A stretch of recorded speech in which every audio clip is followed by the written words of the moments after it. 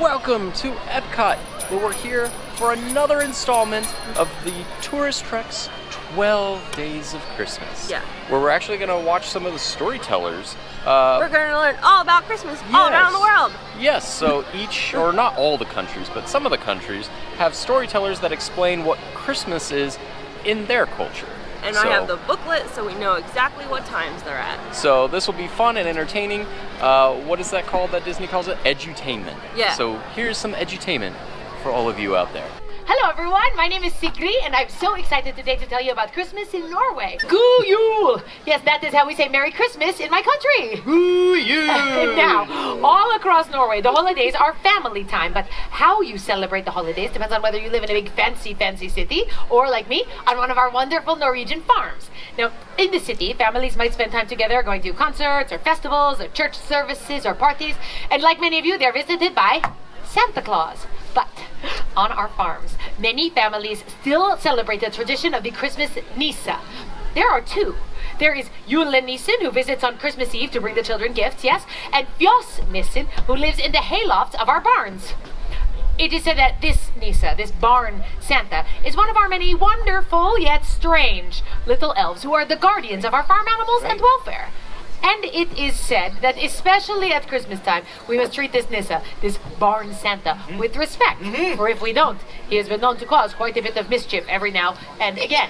But, well, I have lived on a farm my whole life.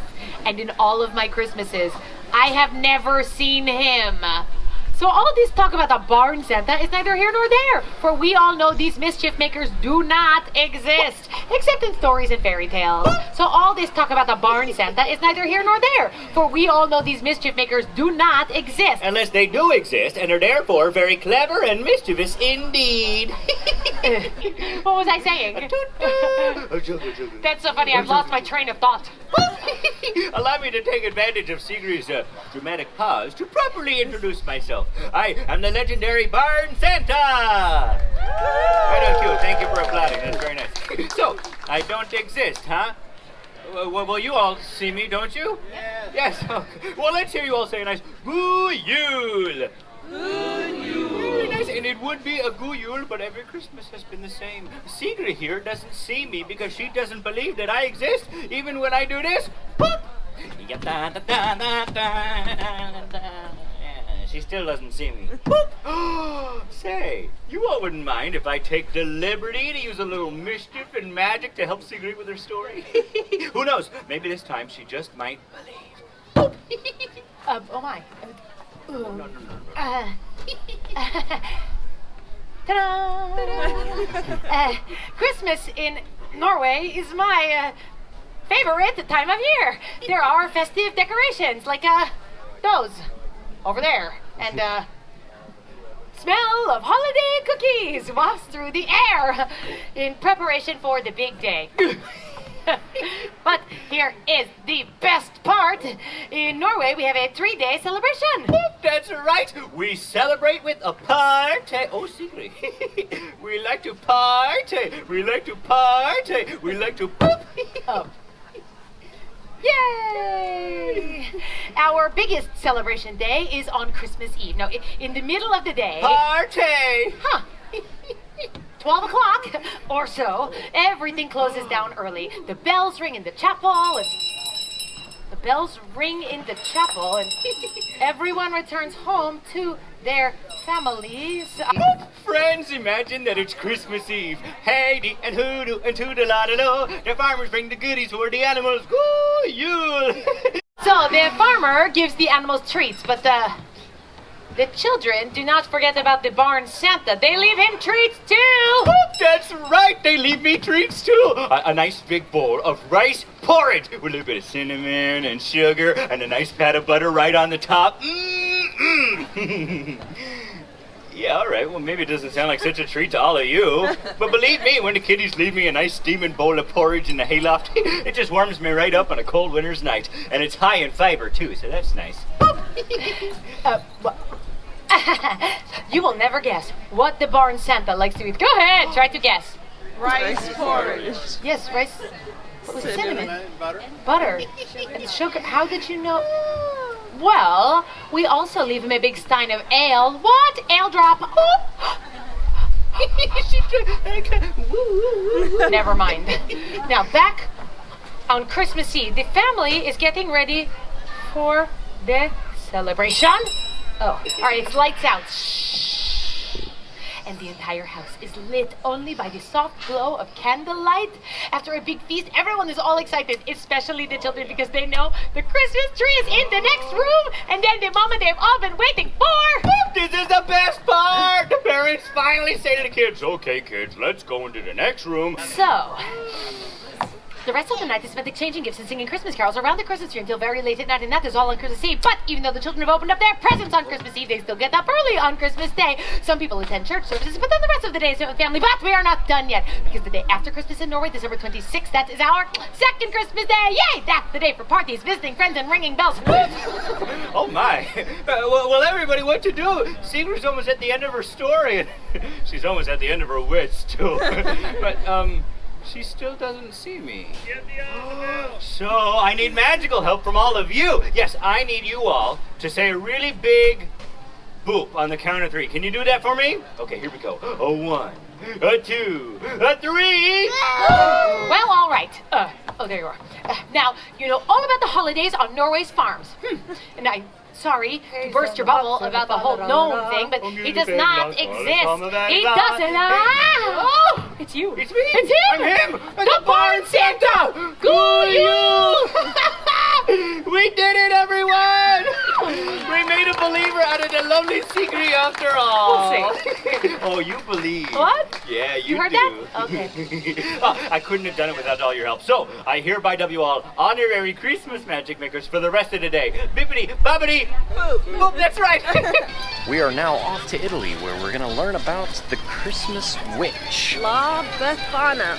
But I hear she's a good witch. Like Linda, the good witch? Sure. Giorno e Buon Natale, everybody. Can anybody tell me what does this mean, Buon Natale? Huh? Merry Christmas, see. My name is La Befana, and I am a witch. But I am a good witch, see? My name, La Befana, means gift giver. I am the gift giver in my country, in Italia. So, if you have been very good child, I bring to you gifts and goodies and sweets. I tell you, La Befana have been bringing gifts down the chimney to the bambini since before St. Nick was even a twinkle in his mama's eye. What do you suppose La Befana flies on, huh? The broom, see, because I am a witch. Do you know when La Befana come to visit, huh? I visit on January the 5th, which is the eve of the Epiphany. And this is my story. Once upon a time, more than 2,000 years ago, I live in a lonely cottage beside a great highway on which many caravans of camels passed all the time. You don't see too many camels these days, huh? One day, I am sweeping outside of my little cottage when a group of strange men come up to me. Oh, they're very exotic, you know, from faraway lands. And, oh, they are dressed very rich like kings and everything. And they speak. Oh, to little old me, to La Befana. Of course, the words they use, they are funny words La Befana does not know. But oh, they are so excited. They are pointing this way and that. And the one word I do remember is Bethlehem. I did not know what Bethlehem was. But these strangers, they talk with their hands, see? And this La Befana understands. They tell me the big star in the sky is to tell of a great king who have been born in the Bethlehem. And they have been following his star. Now I understand. Well, La Befana, she has seen the star. It is why the sky is so bright these past few nights. But I am so caught up in the story of finding the baby king that the strangers ask me to come along. Oh, for a moment I am filled with such a longing to follow the star. And then I think, what? Oh, you pazzo. Befana, you crazy, huh? Stars and camels and strange men in the middle of the night. It's not such a good idea. So I say to the strangers, no, I am sorry. La Befana, she cannot come with you. And so the strangers go to the Bethlehem without me. A few days later, a little shepherd comes running into my village. He said to me, "Hey, La Befana, how come you not go to the Bethlehem? Everybody talking about the baby king that was born in a lonely stable, but everybody saying he is the son of God." Just then, the sky opens up. Such a beautiful light, La Befana cannot even look at it.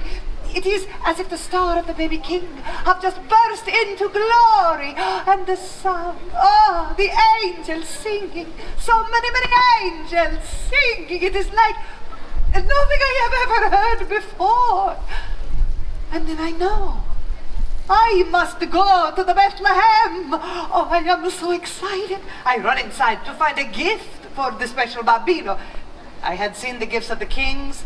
They were very nice.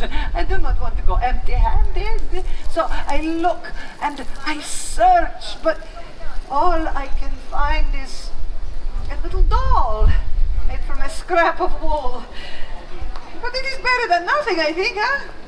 La la la. Oh, I am so excited. I will go to the Bethlehem. I will find the baby king. And I run outside to follow the star, and it is gone. The beautiful star, she is gone. La Befana had waited too long. And now I cannot find the Christ child. So, for 2,000 years I am looking. I am searching for the Gesù Bambino, the Christ child. And on the eve of the Epiphany, that day when the wise men arrive in the Bethlehem, I climb down the chimney and I look into the faces of the bambini and I say, what if it is you? Huh? Just in case, I have looked into the face of the Gesù Bambino himself. I leave a gift for every child. So, you maybe think this is a sad story, huh? No, not so. Really. In my country, in Italia, Christmas is a time of great celebration. It is a time to gather the family together. And we cook, and we eat, and laugh, and tell each other stories around the table, and all the bambini, they play with the gifts and the goodies that I bring. And we sing and we dance. It is molto bello. I leave you now with my version of what we say in Italia. We say, Pasque con che voi, Natale con I tuoi. And this means Easter, you celebrate with whomever you like, huh? But Christmas, Christmas, always with your own. And I say to you all, Buon Natale. Buon Natale, Merry Christmas, everybody! Grazie. Okay, we are headed into the American Adventure Pavilion to check out Voices of Liberty, our next holiday act.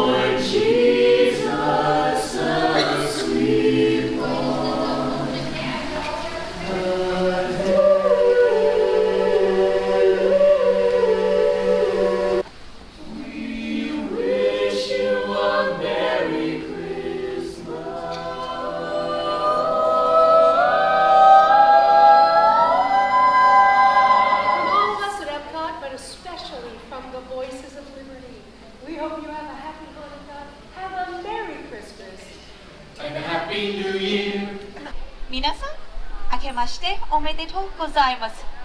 That's how the Japanese say, Happy New Year. My name is Sakura. Irashaimase. Welcome to the Japan Pavilion and our celebration of Oshogatsu, the traditional Japanese New Year, which lasts from January 1st through January 7th. It's called a Daruma doll. It's rather handsome, don't you think? The Daruma is like a good luck charm. As you can see, it has no pupils in his eyes. The custom among Japanese is to make a wish and paint in the left eye. Then, if your wish comes true before the end of the year, you must paint in the other eye. Now, what if your wish doesn't come true?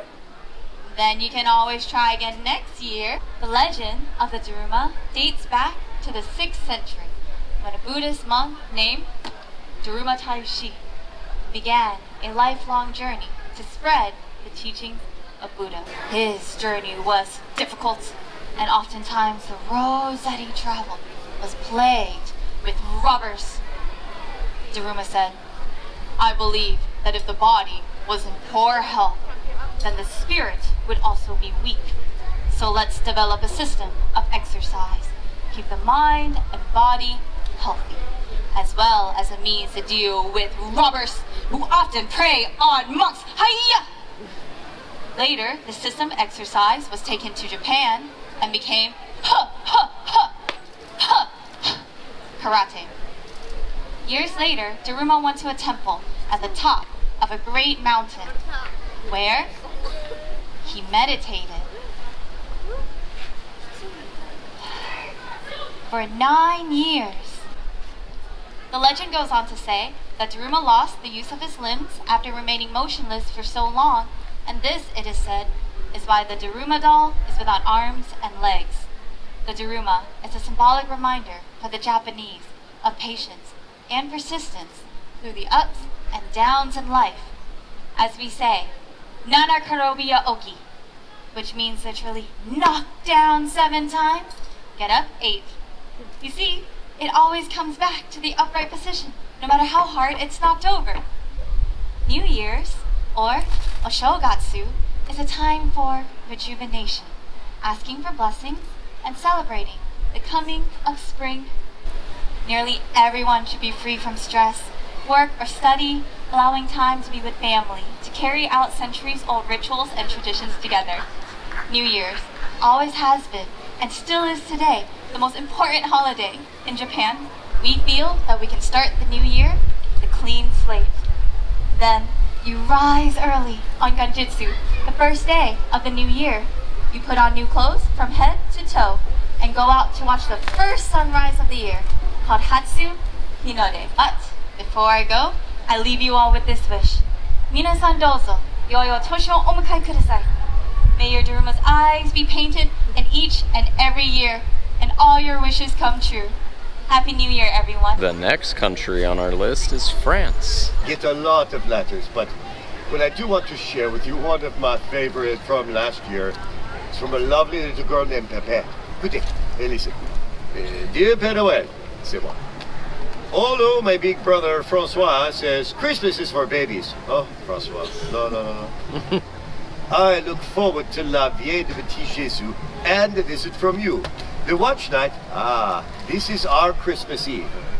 The watch night is a magical evening when we sit in front of the fire, sipping hot cider, and Uncle Louis tells us the story of the birth of the baby Jesus. Alors, with Christmas still several days away, Uncle Louis, he secretly decorates the tree. Francois helps Babette to set up the crèche. Oh, you know this word, crèche? It is the nativity scene. One of the most important symbols of Christmas to the French. Even though it was invented by an Italian, St. Francis of Assisi, but he is okay too. Now, you know the figures they place inside the crèche. Mary and Joseph, 3 wise men, little drummer boy. In Provence, where Babette is from, the custom is to also have figures represent people from the village. The baker, the priest, little figures, they are made of clay called santons. Little saints. Last year, Babette was finally old enough to go to midnight mass. Then after the mass, they returned home for le réveillon, the big supper. And last year, Babette had a roast goose, pâté et les fromages. Les fromages sounds fancy. It means cheeses. It's simple. Now, for dessert, they have the bûche de Noël. This is a cake shaped like the Yule log. Mwah, even Francois likes that. Huh? Now, before she goes to bed, Babette takes a little figure of the baby Jesus. She places it in the crèche. Enfin, the last thing she does, she sets out her shoe by the fireplace so that I can fill it with treats and goodies. Oh, last year Babette was a little, devilish. This was the shoe she left by the fireplace with her name on it. If this is Babette's shoe, she's a Grand Pierre Bigfoot, oui? Oh, no. Well, Christmas morning, Babette, she wakes up, she gets her brother Francois, and she runs to see what I bring. But, well, Francois takes his time. He does not believe in Christmas. He does not believe in Père Noël. But when they get to the tree, they find a big surprise. There are not one, but 3 Santa, as my friend wanted. One carved to look like old Uncle Louis, the other like Celtic Francois. The third, it looks just like dear sweet Babette herself. Well, joyeux Noël, eh? Bonne année. Merry Christmas and Happy New Year, everyone. And we finish our holiday storytellers with a trip to the United Kingdom to learn about Christmas traditions from Father Christmas. God bless you and send you a happy new year. And God send you a happy new year. Thank you. Hear ye, to all those gathered among the streets of this fair village. Greetings. I am Father Christmas, and I welcome you to the United Kingdom. We gather today to toll the devil's knell, 1 stroke for every year since the birth of Christ. Now, where was I? 49, the song, 65, 66, 67. Excuse me, but what year is this? 2019.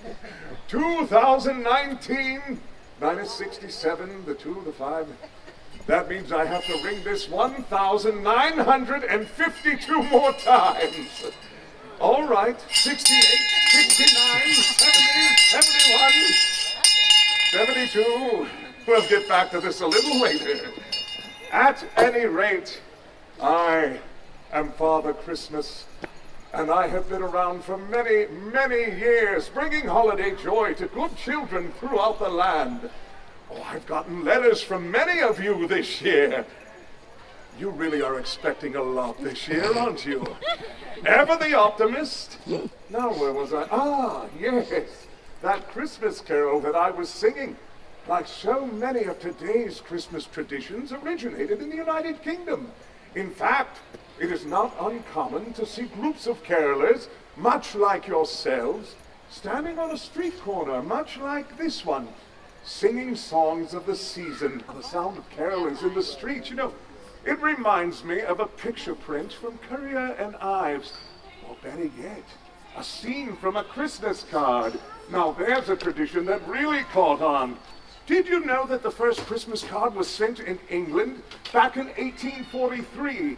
That original card caught the attention of an English gift book company who had 1,000 lithograph copies made, for which they sold for $1 apiece.